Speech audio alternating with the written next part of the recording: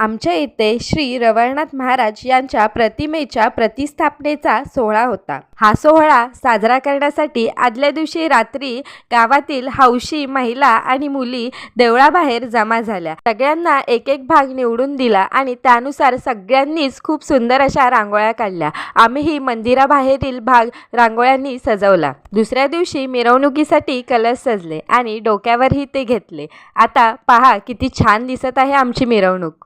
श्री रवळनाथ महाराज यांची प्रतिमा आणि ही सुंदर मिरवणूक या सगळ्यांनी डोळे अगदी दिपून गेले।